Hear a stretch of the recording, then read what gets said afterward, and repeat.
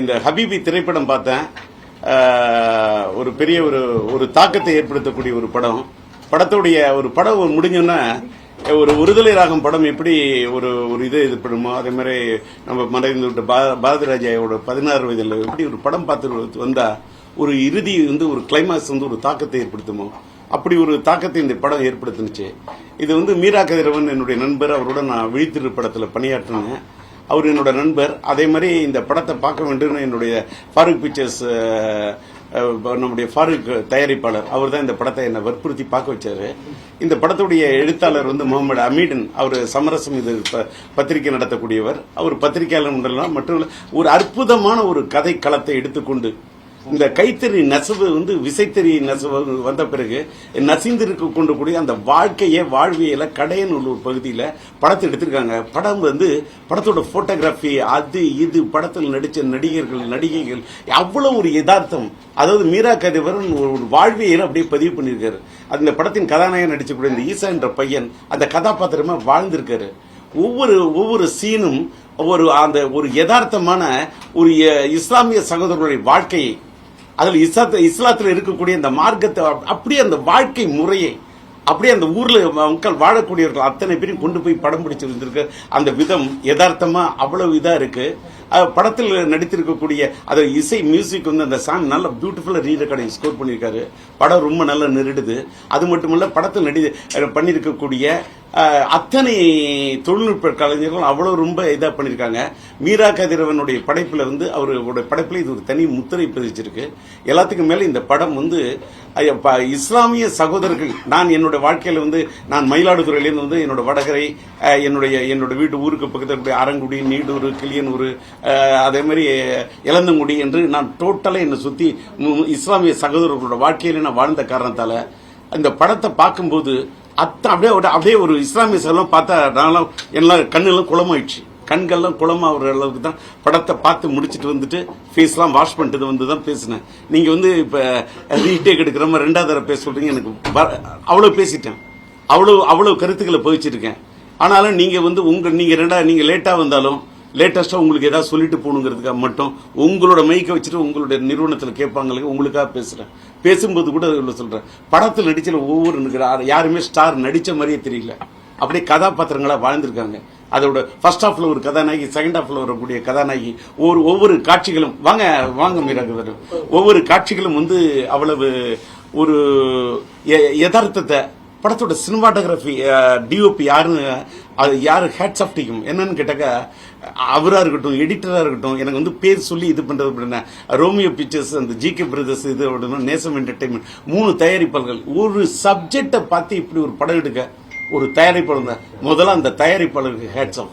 எல்லாத்தையும் விட இஸ்லாமிய சகோதரருடைய வாழ்க்கையை ஒவ்வொரு வார்த்தையும் ஒரு இன்ஷா அல்லாஹ் என்று உச்சரிப்பதாக இருக்கட்டும், இஸ்லாம் அலைக்கும் என்று சொல்வதாக இருக்கட்டும், வாலைக்கு இஸ்லாம் சொல்வதாக இருக்கட்டும், அல்ஹம்துலில்லாஹ் என்று சொல்வதாக இருக்கட்டும், அயாத் என்ற வார்த்தையை பயன்படுத்துவதாக இருக்கட்டும், நான் இஸ்லாமிய சகோதரர்களுடைய வாழ்ந்தவன் என்று சொன்னால் இந்த வாழ்வியல மீரா கதிரவன் அப்படி வாழ்வியல தான் படமே எடுக்கல. ஒரு சினிமாத்தனம் எட்டி பார்க்காத ஒரு வியாபார ரீதியா படம் எடுக்கணுங்கிறது ஒரு எண்ணங்கள். எனக்கு கூட படத்தை பார்த்துக்கிட்டு இருக்கும்போது எனக்கு மீரா கதிரவன் மேல ஒரு பொறாமையே வந்துருச்சு. நான் விடுதலை ராகம் படம் எடுக்கக்குள்ள சினிமாத்தனமே எட்டி பார்த்துடக்கூடாது அப்படிங்கிறதுக்கு ஒரு ஜூனியர் ஆர்டிஸ்ட் கூட வேண்டாம்னு யோசிச்சேன். அதெல்லாம் விட தமிழ் திரை உலகத்தில் இப்படி ஒரு படத்தை எடுத்திருக்கிறது என்று தமிழ் திரை உலகத்துக்கு இது தேசிய விருது கிடைக்கக்கூடிய அளவுக்கு ஒரு படம். அந்த விருது யார் கொடுக்கறாங்களோ கொடுக்கலையோ, எனக்கு என் மனசுக்கு பட்டத்தை சொல்லிடுறேன். ஒரு விருதெல்லாம் மீறி படம் எமோஷனலா கனெக்ஷன் ஆகுது. யார் லவ் பண்ணிருக்காங்களோ அந்த பையன் ஒரு இடத்துல அந்த பொண்ணோட இதுல செகண்ட் ஹாஃப்ல ஓபன் பண்றாரு கட்டிங். அந்த பொண்ணுகிட்ட சொல்லும்போது அந்த பிளாஷ்பேக்ல அந்த பையன் அந்த பொண்ணை காட்டி கொடுத்துடக்கூடாதுன்னு நான் திருட வந்தேன், பணத்தை திருட வந்தேன்னு சொல்லுவான். அந்த இடம் எனக்கு இப்ப கூட இதுனா அவன் பணத்தை திருட வரல சார், காதல் மனத்தை திருட வந்தான் சார். தான் மனத்தை திருட வந்ததுக்காக பணத்தை திருடுறேன்னு போய் சொல்லிட்டு லைஃப் ஒரு சாக்ரிஃபைஸ் பண்ற பாருங்க. Unimaginable piece. வேற ஒரு படம் இது ஒரு இஸ்லாமிய சகோதரர் அத்தனை பேர் இந்த படத்தை பார்த்து ஆதரவு கொடுக்கணும்னு சொல்றதை விட நல்ல மனம் படைத்த காதல் மனம் படைத்தவர்கள். நான் வந்து டி ராஜேந்தர் ஒருதலை ராகம் எடுத்தவன், ரயில் பயணம் எடுத்தவன், ராகந்தரும் பல்லவை எடுத்தவன், நெஞ்சலூர் ராகம் எடுத்தவன், இப்படி எத்தனை உயிர்ல விஷயம் எடுத்தவன், அப்படியே காதல் எழுதுதல் எடுத்தவன், சொன்னால் தான் காதலை எடுத்தவன், கிளிஞ்சல்களுக்கு மியூசிக் பண்ணவன், அதே மாதிரி பூக்களை பெருக்க மியூசிக் பண்ணவன். காதல் படங்கள்லாம் டி ராஜேந்தர். இன்னைக்கு கூட கலக்கல் காதல் தான், காதலை தான் எடுக்கணும்னு நினைக்கிறேன். இந்த படம் காதல் மனம் படைத்தவர்கள், காதல் நெஞ்சம் படைத்தவர்களா இந்த படம் பார்த்தா உங்களுக்கு அது மட்டும் இல்ல, இந்த மண்ணை மறந்துவிட்டு காதலித்த பெண்ணை மறந்துவிட்டு தன் குடும்பத்துக்காக வளைகுடா நாட்டிலும் உலகங்கள் இருக்கக்கூடிய ஒவ்வொரு இடத்திலும் அப்படியே பயணப்பட்டு வாழ்க்கையில துயரப்பட்டு வாழ்க்கையில எல்லாத்தையும் இடந்து நிற்கக்கூடிய அந்த வெளி அந்நிய மண்ணில் கடல் கடந்து போய் இருக்கக்கூடிய நெஞ்சங்களை இந்த படம் பார்த்தாங்கன்னா அவங்களுக்கு ரொம்ப பிடிக்கும். நீங்க மீடியா வந்து நீங்க யார எந்தெந்த படங்களுக்கும் பிரம்மாண்டமா படம் எடுத்து பயங்கரமா கோடிக்கணக்கில் செலவு பண்ணக்கூடிய பெரிய பட்ஜெட் படங்களுக்கு மத்தியில சப்ஜெக்டை மட்டுமே மனசுல வச்சு படம் எடுக்கக்கூடிய மீரா கதிரவன் போன்ற இயக்குநர்களுக்கும் இந்த தயாரிப்பு நிறுவனங்களுக்கும் நம்மளுடைய அமீன் பாவோட எழுத்து அவ்வளவு முகமது அமீன் அவருடைய கதை களத்தை அந்த கைத்தறி நெசவு நசிஞ்சு போயிட்டு இருக்குங்கிறத எடுத்து அவர் பசம் பண்ணிருக்கக்கூடிய விதம் அப்படியே கடைநெல் வரை கண்ணில் வந்து நிக்குது. ஒவ்வொரு இந்த ஏரியல் ஷாட் ட்ரோன்ல எடுத்தாரா, எங்க வெயிட் பண்ணி எடுத்தாரு, ஒவ்வொரு ஷாட்டும் எனக்கு இன்னும் ஒண்ணு கூட மறக்கலங்க. ரொம்ப ஒரு என்னோட வாழ்க்கையில சில படங்கள் மட்டும் பாருங்க, இப்ப கூட கண்ணில் நான் கொஞ்சம் எமோஷனல் டைப்பு, நான் ரொம்ப எமோஷனல் ஆயிடுவேங்கிறதுக்காக என்னை எமோஷனல் ஆக்கிறதுக்காக கொண்டாந்து படம் பார்க்க வச்சாங்களான்னு தெரியல. ஒரு பக்கம் ஆனந்த கண்ணீர், இன்னொரு பக்கம் ஒரு ஆதங்க கண்ணீர். எப்படின்னா நம்மளால இன்னைக்கு ஒரு பெரிய ஒரு தாகத்தை, ஒரு முதல் படம் எடுத்த அன்னைக்கு என்ன ஒரு உத்வேகம் எனக்கு ஒருதலை ராகம் எடுத்தப்போ ஒரு வேகம் இருந்ததோ அதே வேகத்தையும் தாகத்தையும் இந்த ஹபீபி எனக்கு ஊட்டி விட்டது. நன்றி, வணக்கம். எல்லோருக்கும் வணக்கம். நான் மீரா கதிரவன், அவள் பேர் தமிழரசி விழித்திரு படங்கள் வழியாக உங்க எல்லாருக்கும் தெரிந்த ஒரு இயக்குனர். நான் இப்போ ஹபீபின்னு என்னுடைய 3வது படம் நாளை 12ஆம் தேதி ரோமியோ பிக்சர்ஸ் GKS பிரதர்ஸ் நேசம் என்டர்டைன்மெண்ட் வெளியீடாக நாளைக்கு உலகமெங்கும் வெளியிடுறோம். ஹபீபி தமிழ் சினிமாவில் 100 ஆண்டு காலமாக முழுமையாக பதிவு செய்யப்படாத ஒரு கதைக்களம். ஒரு நல்ல காதல் கதையை பின்னணியில் ஒரு வாழ்வியல் அனுபவத்தை நாங்கள் வந்து இந்த படம் வழியாக உங்களுக்கு தரோம். இது வந்து தமிழ் சினிமாவில் நீங்கள் எத்தனையோ படங்கள் பார்த்துருப்பீங்க, ஆனால் இந்த படம் வந்து எங்கள் ஊரை உங்களுக்கு காட்டுறதுக்காக, எங்கள் மனிதர்களை உங்களுக்கு காட்டுறதுக்காக நாங்கள் ஒரு திரைப்படம் எடுத்திருக்கேன்னு சொல்லலாம். இந்த படம் நீங்கள் முடியும் போது வந்து ஒரு இஸ்லாமிய சொந்தங்களோட இஸ்லாமிய ஊரில் இருந்து நீங்கள் வந்து, ஏன்னா நிறைய இங்கே இருக்கக்கூடிய எல்லா இந்து மற்றும் கிறிஸ்துவ நண்பர்களுக்கு ஏதோ ஒரு வகையில் ஒரு இஸ்லாமிய நண்பர்கள் இருப்பாங்க. ஆனால் அந்த இஸ்லாமிய வீடுகளுக்குள்ளார தெருக்களுக்குள்ளார அவங்களுடைய வாழ்க்கைக்குள்ளார எப்படிங்கிறத நம்ம வந்து ரொம்ப முழுமையாக நம்ம தெரிஞ்சுக்கிறதுக்கான வாய்ப்புகள் வந்து சினிமாவில் குறைவு தான். ஆனால் இந்த படம் வந்து நிச்சயமாக அவங்களுடைய கம்ப்ளீட் லைஃப்பை வந்து உங்களுக்கு வந்து ஒரு கேமரா மறைஞ்சிருந்து வந்து ஷூட் பண்ணி கேப்சர் பண்ண மாதிரி உங்களுக்கு இந்த படம் காட்டும். எல்லா சினிமாவையுமே ஆடியன்ஸ் வந்து புதிய அனுபவங்களை தான் பார்க்குறாங்க. இப்போ மொபைல்லையோ இல்லை ஐபேட்லையோ இல்லை OTTலையோ இப்போ ஏதோ ஒரு ஃபார்ம் வழியாக தினந்தோறும் வந்து ஆடியன்ஸ் வந்து நிறைய படங்கள் பார்க்குறாங்க.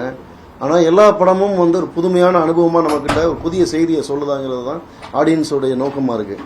இந்த படம் அப்படி எதிர்பார்த்து வரக்கூடிய எல்லா ஆடியன்ஸுக்கும் ஒரு புதிய அனுபவத்தை, அதாவது ஒரு புது சவுண்ட், நீங்கள் இதுவரைக்கும் தமிழ் சினிமாவில் கேட்காத, இதுவரைக்கும் தமிழ் சினிமாவில் பார்க்காத, இதுவரைக்கும் தமிழ் சினிமாவில் வந்து நீங்கள் கேட்காத புதிய சவுண்டை, லேண்ட்ஸ்கேப்பை, இன்னும் சொல்லப்போனால் வந்து நிறைய வாழ்க்கையோட நுட்பமான விஷயங்களை இந்த படம் உங்களுக்கு காட்டும். நல்ல படங்களை ரசிகர்கள், தமிழ் ரசிகர்கள், இன்னைக்கு உலகளவில் வந்து தமிழ் ரசிகர்கள் மாதிரி ஆரோக்கியமான ரசிகர்கள் எங்கேயுமே இல்லை. நல்ல படைப்புகளை வந்து எப்பவுமே வந்து தழுவி ரசிகர்கள் கொண்டாடி இருக்கீங்க. இந்த படத்தையும் ஹபீபியையும் நீங்கள் நிறைய புதுமுகங்கள் இந்த படத்தில் திறமையானவங்க நடிச்சிருக்காங்க. ஹீரோ ஈசாலிருந்து நிறைய பேரை சொல்லலாம். வந்து ஒரு இந்த படம் வெற்றியடைவதன் வழியாக நிறைய பேருக்கு இந்த படம் வந்து ஒரு பெரிய ஒரு கதவுகளை திறந்து விடும். இன்னைக்கு இருக்கக்கூடிய வெறுப்பும் ஒரு வந்து சக மனிதன் மீதான துவேஷமும் பெருகி வரக்கூடிய இந்த காலகட்டத்தில் அன்பையையும் சக மனிதன் மீதான நேசத்தையும் பேசக்கூடிய ஒரு படமாக இருக்கு. ஒரு கூட்டு குடும்பம் குள்ளார அவங்களை அழைச்சிட்டு போய் ஒரு ஒரு வாழ்க்கையை வாழ வச்சதுக்கான உணர்வு அந்த படம் தரும். எல்லோரும் தியேட்டரில் வந்து இந்த படத்தை வந்து ஆதரித்து நீங்கள் எல்லோரும் இந்த படத்தை வெற்றியடைய செய்யணும்னு ரசிகர்களாகிய உலகெங்கிலும் இருக்கக்கூடிய ரசிகர்களாகிய எல்லோருக்கும் நான் வந்து வேண்டி விரும்பி கேட்டுக்கொள்கிறேன். மூவி வந்து family oriental movie sir. So May மாசமே வந்து நீங்க டேட் பிக்ஸ் பண்ணி பண்ண வேண்டிய விஷயம் இருக்கு. என்ன காரணத்தினால கொஞ்சம் லேட் ஆச்சு? இருபோனமான வாழ்வியல் சம்பந்தப்பட்ட மூவிஸ் வந்து கொஞ்சம் மே லீவ் டேஸ்ல வந்தா இன்னும் கொஞ்சம் மக்களுக்கு ஈஸியா ரீச் ஆகக்கூடிய வாய்ப்புகள் ரொம்ப ஜாஸ்தி இருக்கும்ல சார்? ஆமா, இருந்தது. நாங்க பக்ரீத்துக்கு தான் அந்த படத்தை திரையிடறதுக்கான திட்டங்கள் இருந்தது. கொஞ்சம் ரிவைசிங் கமிட்டியில் வந்து இந்த படத்தை பார்க்கணும் அப்படின்னு கேட்டாங்க. ஆல்ரெடி சென்சார் ரிவ்யூ கொடுத்துட்டாங்க. கொடுத்த பிறகு ரிவைசிங் கமிட்டியில் இந்த படம் திரும்பவும் பார்க்கணும்னாங்க. இப்போ ஹைதராபாத்தில் 14 பேர் கொண்ட குழு வந்து இந்த படத்தை திரும்ப ரிவைசிங் கமிட்டியில் பார்த்துட்டு இது திரும்பவும் யூவும் நோ கட்ஸ் நோ வந்து கரெக்ஷன் சொல்லி திரும்பவும் யூ கொடுத்தாங்க வந்து. அதனால நாங்கள் அந்த தேதியில் வர முடியல. அப்புறம் என்னுடைய தயாரிப்பாளர் ராகுல் ரோமியோ பிக்சர்ஸ், அவர் வந்து விஜய் அஜித்தோட கோட்டு குட் பேட் அக்லி மாதிரியான மிக முன்னணியான ஒரு தயாரிப்பாளர் வந்து அவர் வந்து இந்த தேதியில் வந்தால், ஏன்னா அவருக்கு வந்து நம்மளை இப்போ நான் ஒரு இயக்குனருங்கிறத விட அவருக்கு வந்து வணிக ரீதியான எல்லா ஃபேக்டர்ஸும் தெரியும் இல்லையா, அது இந்த தேதியில் வந்து அவர் சரியா இருக்குன்னு அவர் விரும்பினாரு. இது ஒரு நல்ல தேதி தான். எத்தனை ஸ்கிரீனிங்ல சார் ப்ராசஸ் பண்ணது சார்? இது வந்து நாங்கள் ஒரு 250 திரையரங்குகளுக்கு மேலே நாங்கள் வந்து திட்டமிடுறோம். இன்னும் நிறைய என்கொயரிஸ் வந்துகிட்டு இருக்கு, நிறைய ஸ்கிரீன்ஸ் ஆட் ஆகிட்டு இருக்கு. முக்கியமான காரணம் என்னன்னா, தமிழ் சினிமாவுக்குள்ளார சமீபமாக வந்து எதிர்பார்க்கக்கூடிய ஒரு படமா இந்த படத்தை வந்து எல்லாரும் கன்சிடர் பண்றாங்க. அது ஒரு பெரிய சந்தோஷம் தருது. அதுக்கு பெரிய உதவியா இருந்தது தமிழ் சினிமா இயக்குநர்கள். தமிழ் சினிமா முழுமையான நிறைய இயக்குநர்கள் வந்து அந்த ஆடியோ லாஞ்சில் வந்து திரண்டு வந்து இந்த படத்தை வந்து ரொம்ப ரெஃபர் பண்ணது வந்து ஆடியன்ஸ் மத்தியில். ஏன்னா நம்பகத்தன்மையாக மக்களால் கொண்டாடப்படக்கூடிய இயக்குநர்கள் அவங்க எல்லாருமே. சேரன் சார்ல இருந்து மிஷ்கின் சார், அமீர் சார், வெற்றிமாறன், ரஞ்சித், இன்னும் நிறைய இயக்குநர்கள், மகிழ் திருமேனி, வினோத், வினோத், இன்னைக்கு இருக்கக்கூடிய முன்னணி இயக்குநர்கள் அத்தனை பேருமே இந்த படத்தை வந்து பார்க்கணும், இது ஒரு முக்கியமான படம்னு சிபாரிசு பண்ணாங்க. அது ஒரு முக்கியமான காரணம். அவங்களுக்கும் நான் அந்த கணத்தில் நன்றி சொல்ல விரும்புகிறேன்.